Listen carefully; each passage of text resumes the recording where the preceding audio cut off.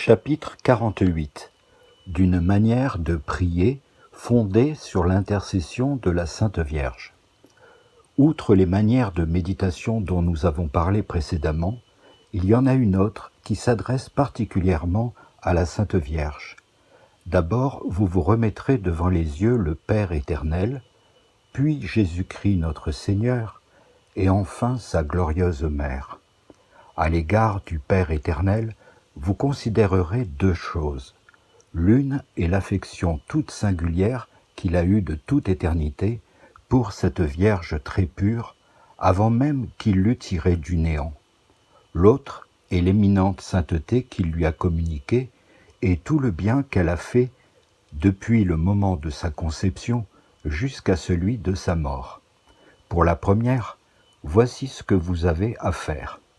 Commencez par vous élever en esprit au-dessus de toutes les créatures, portez vos pensées au-delà de tous les temps, entrez dans l'abîme de l'éternité, pénétrez jusque dans le cœur de Dieu, et voyez avec quelle satisfaction il considérait dans l'avenir celle qu'il destinait pour mère à son Fils.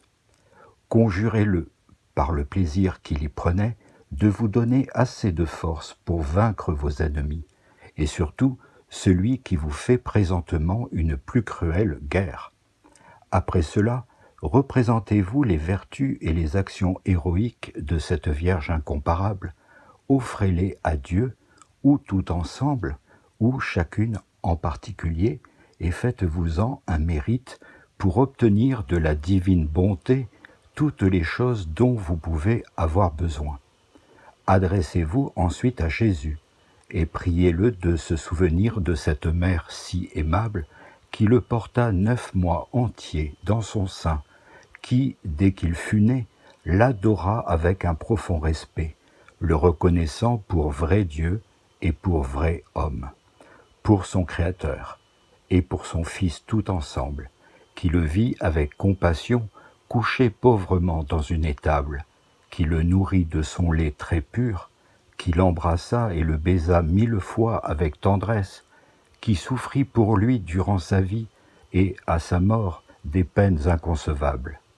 Exposez-lui si bien toutes ces choses que vous l'obligiez, par des considérations si puissantes, à exaucer votre prière.